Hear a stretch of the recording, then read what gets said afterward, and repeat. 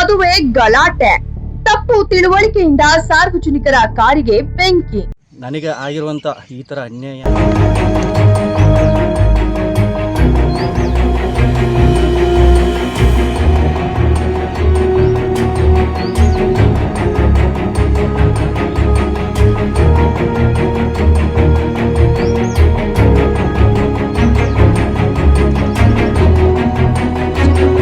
ವಾಸದಲ್ಲಿ ಇದ್ದು ತೋಟದ ಮನೆ ಅಂಬಿಕಾಪುರ ತೋಟದ ಹತ್ರ ನಾವು ವಾಸ ಇರೋದು. ನಾನು ಒಬ್ಬನೇ ಇರೋದು ಇಲ್ಲಿ. ಮಂಚಾಪುರದ ಹುಡುಗ, ದೂರದ ರಿಲೇಷನ್ ಸೂರ್ಯನ ಎಂಬಂಥ ಹುಡುಗ ಯಾವುದೋ ಹುಡುಗಿನ ಲವ್ ಮಾಡಿದ್ದಾರೆ. ಬೆಂಗಳೂರಲ್ಲೆಲ್ಲ ಇರಬೇಕಾದ್ರೆ ಮಂಡ್ಯದಲ್ಲಿ ಮಂಚಾಪುರ ಹುಡುಗಿನ ಮಂಡ್ಯದಲ್ಲಿ ವಾಸವಾಗಿದ್ದು, ಓದಬೇಕಾದ್ರೆ ಟೈಮಲ್ಲಿ ಏನೋ ಲವ್ ಆಗಿದೆ ಅಂತೆ. ಆ ಹುಡುಗಿನ ಕರ್ಕೊಂಡೋಗಿ ಸುಮಾರು ಈಗ ಸದ್ಯಕ್ಕೆ ಒಂದು ವಾರ ಆಗಿದೆ. 4-5 ದಿನ ಬಿಟ್ಟು ಎಲ್ಲ ಹೊರಗಡೆ ಮದುವೆ ಮಾಡಿಕೊಂಡು ಪೊಲೀಸ್ ಸ್ಟೇಷನ್ಗೆ ಬಂದಿದ್ದಾರೆ. ಎಲ್ಲ ಪರಸ್ಪರ ಜನ ಹೆಂಗೆ ಹೋಗ್ತಾರೋ ಅದೇ ರೀತಿ ನಾನು ಹೋಗಿ ನೋಡ್ಕೊಂಡು ಬಂದಿದ್ದೆ ಅಷ್ಟೇ. ಅಷ್ಟು ಹೋಗಿ ಬಂದಿದ್ದಕ್ಕೆ ನಾನೇ ಅವ್ರಿಗೆ ಸಪೋರ್ಟ್ ಮಾಡಿದ್ದು, ಮದುವೆ ಮಾಡಿಸಿದ್ದು ಎಲ್ಲ ಅಂತ ಆ ಥರ ತಪ್ಪಾಗಿ ತಿಳ್ಕೊಬಿಟ್ಟು ನಮ್ಮ ತಾಯಿಯವರು ಹುಡುಗನ ಮನೆಯಲ್ಲಿ ಅಲ್ಲೇ ಇದ್ದಿದ್ದು. ಯಾಕಂದರೆ ನಾನು ಒಬ್ಬನೇ ಇಲ್ಲಿ ಇದ್ದೀನಿ ಅಂದ್ಬಿಟ್ಟು, ಅವ್ರ ಹೆಂಗಸರು ಅಂತ ಮನೆ ಒಬ್ಬಂಟಿಯಾಗಿರೋ ತೋಟದ ಮನೆ ಅಂದ್ಬಿಟ್ಟು ಎದುರ್ಕೊಂಡು ಅಲ್ಲೇ ಇದ್ದರು. ಒಂದು 4-5 ದಿನ ಆಯಿತು ಅವ್ರು ಬಂದು. ನನಗೆ ಸ್ವಲ್ಪ ಹುಷಾರಿರಲಿಲ್ಲ ಮತ್ತು ಗಾಡಿ ಲೋನ್ ಕಟ್ಟಿರಲಿಲ್ಲ. ಹಂಗಾಗಿ ಒಂದು 70,000 ರೂಪಾಯಿ ದುಡ್ಡು ಎತ್ಕೊಂಡು, ಖರ್ಚಿಗೆ ದುಡ್ಡು ಎತ್ಕೊಂಡು ನನಗೆ ಕೊಡೋಕ್ಕೆ ಬಂದಿದ್ದರು. ಆ ದುಡ್ಡು ಸಹ ಕಾರೆಲ್ಲ ಇತ್ತು, 70,000 ರೂಪಾಯಿ. ಅದು ಸಹ ಬರ್ನ್ ಆಗಿದೆ. ಕಂಪ್ಲೇಂಟ್ ಕೊಟ್ಟಿದ್ದೀನಿ.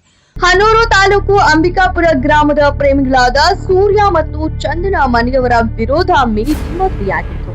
ಹುಡುಗಿಯ ಕಡೆಯವರು ಹನೂರು ಪೊಲೀಸ್ ಠಾಣೆಗೆ ದೂರು ನೀಡಿದ್ರು.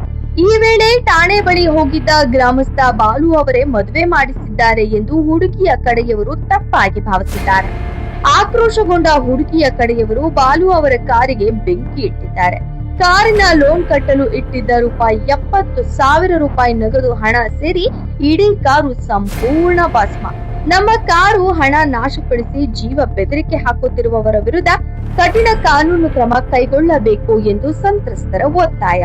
ವರದಿ ಹನೂರು ವೆಂಕಟೇಶ್. ಅಲ್ಲಿ ಬಂದ ಮೇಲೆ ಅಲ್ಲಿ ರಾತ್ರಿ ಸುಮಾರು ಒಂದು 8 ಗಂಟೆ 7 ಗಂಟೆಯಿಂದ ಎಲ್ಲ ರೌಂಡ್ ಮಾಡಿದ್ದಾರೆ. ಬಸ್ ಸ್ಟ್ಯಾಂಡ್ ಮನೆಯಲ್ಲೆಲ್ಲ ಸುತ್ತಾಡಿದ್ದಾರೆ. ಮನೆ ಒಳಗಡೆ ಬಂದು ಕಲ್ಲು ತೂರಾಟ ಆಗಿದೆ. ನೀನು ಮನೆ ನುಗ್ಗೋಕ್ಕೂ ಪೊಲೀಸವ್ರನ್ನ 112ಗೆ ಫೋನ್ ಮಾಡಿ ಕರೆದಿದ್ದಾರೆ.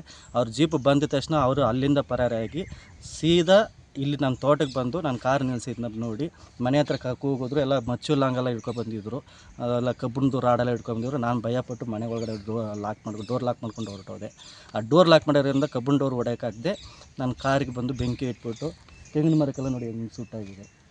ಇದು ಈ ರೀತಿ ಮಾಡಿದ್ದಾರೆ. ನನ್ನ ಕಾರಿಗೆ ಅದು ಏನು ಹಾಕಿ ಸುಟ್ಟಿದಾರೋ ಫುಲ್ ಎಲ್ಲ ಬರ್ನು. ಬೆಂಕಿ ಹಾಕಿದ ಮೇಲೆ ನಾನು ಕರೆದ್ರು. ನಾನು ಭಯಪಟ್ಟು ಬರಲಿಲ್ಲ. ಸದ್ಯಕ್ಕೆ ಆ ಟೈಮಲ್ಲಿ ನನಗೆ ಬಾಡಿಗೆಲ್ಲ ವೈಬ್ರೇಷನ್ ಆಗಿ ನನಗೆ ಭಯ ಬಂದಿರೋದ್ರಿಂದ, ನಾನು ಒಬ್ಬನೇ ಇರೋದ್ರಿಂದ ಏನು ಮಾಡ್ತಾರಂತ ಭಯದಿಂದ ನಾನು ಆ ಟೈಮಲ್ಲಿ ಫೋನ್ ಯಾರಿಗೂ ಮಾಡೋಕ್ಕಾಗಲಿಲ್ಲ. ನಾನು ಫೋನ್ ಮಾಡಿದ್ದು ಬೆಳಿಗ್ಗೆ ಒಂದು 6:30 7 ಗಂಟೆ ನಾನು 112 ಫೋನ್ ಮಾಡಿದೆ. ಬಂದಿದ್ದರು. ತನಿಖೆ ಆಗಿದೆ. ನೆನ್ನೆ FIR ಆಗಿದೆ. ಸರ್, ನನಗೆ ಆಗಿರುವಂಥ ಈ ಥರ ಅನ್ಯಾಯ ಏನು ಮಾತುಕತೆ ಆಗಿದ್ರು ನನ್ನ ಹತ್ರ ಕೇಳ್ಬೋದಾಗಿತ್ತು. ಅಲ್ಲೇ ಸ್ಟೇಷನ್ಲೇ ನನ್ನ ಮೇಲೆ ಹಲ್ಲೆ ಮಾಡಿದ್ರು. ಯಾರು ಹುಡುಗಿ ಮನೆ ಕಡೆಯವರು ಒಂದು 5 ಜನ ಹುಡುಗರು, ಒಂದು 2 ಹೆಂಗಸ್ರುಗಳು.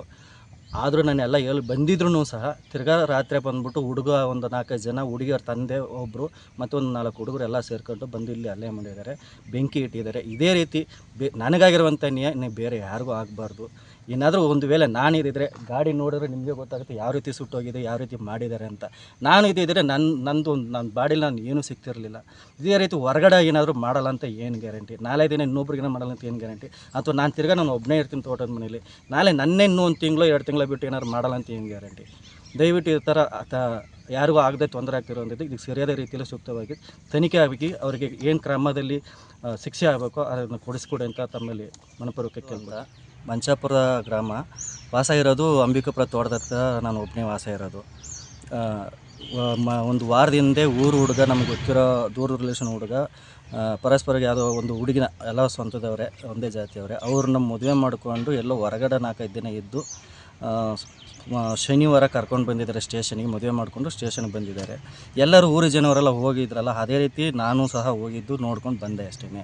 ಹೋಗಿ ನೋಡ್ಕೊಂಡು ಬಂದಿದ್ದಕ್ಕೆ ನಾನೇ ಅವರಿಗೆ ಸಹಾಯ ಮಾಡಿದ್ದು, ನಾನೇ ಮದುವೆ ಮಾಡಿಸಿದ್ದು ಅಂತ ತಪ್ಪಾಗಿ ತಿಳ್ಕೊಬಿಟ್ಟು ನಾನು ಅಲ್ಲೇ ಸ್ಟೇಷನಲ್ಲೇ ಹೊಡೆಯೋಕ್ಕೆ, ಹಲ್ಲೆ ಮಾಡೋಕ್ಕೆ ಎಲ್ಲ ಹುಡುಗಿ ರೀತಿ ಪರಸ್ಪರ ಮದುವೆ ಮಾಡೋದಕ್ಕೆ ಸ್ಟೇಷನ್ಗೆ ಹೋಗಿದ್ದು ಬಂದಿದ್ದಕ್ಕೆ ನಾನೇ ಕಾರಣ ಅಂತ ಅಂದ್ಕೊಂಡು ಕರೆಂಟ್ ಪೆಟ್ಟಿ ಹತ್ರ ಬಂದು ವೈರ್ನೆಲ್ಲ ರಾಂಗ್ ಕಲೆಕ್ಷನ್ ಕೊಟ್ಟು, ಕರೆಂಟ್ ಪೆಟ್ಟಿನ ಮೋಟ್ರ್ ಹಾಕೋಕ್ಕೆ ಹೋದರೆ ಕರೆಂಟ್ ಹೊಡೆದು ಸಾಯೋ ಥರ ತುಂಬ ಕೊಟ್ಟು ನಾವು ಕರೆಂಟೆಲ್ಲ ಬೆಂದೋಗಿದೆ. ಇದೆಲ್ಲ ಸ್ಪಾರ್ಕ್ ಆಗಿ ಮತ್ತು ನಾವು ಕರೆಂಟ್ KB ಆಫೀಸ್ ಅವರಿಗೆ ಫೋನ್ ಮಾಡಿ ಲೈನ್ ಆಫ್ ಮಾಡಿ ಆಮೇಲೆ ನಾವು ವೈರ್ನೆಲ್ಲ ಬಿಚ್ಚಾಕಿದ್ವಿ. ನಾವು ಇಲ್ಲಿ ಸುಮಾರು ರಾತ್ರಿ 11:30 11:30 ಬಂದಾಗ ಎಲ್ಲ ನಾನು ಕರೆದ್ರು. ನಾನು ನನಗೆ ಭಯಪಟ್ಟು ಕಿಡಿಗೇಡಿಗಳು ಬಂದಿದ್ದರು. ನಾನು ಭಯಪಟ್ಟು ಕಾರಿಂದ ನಮ್ಮ ಮನೆ ಒಳಗಡೆ ಹೋಗ್ಬಿಟ್ಟೆ. ಮನೆ ಒಳಗಡೆ ಹೋಗಿ ಡೋರ್ ಕಬ್ಬನ್ ಡೋರಲ್ಲಿ ಲಾಕ್ ಮಾಡ್ಕೊಂಡೆ. ಕರೆದ್ರು.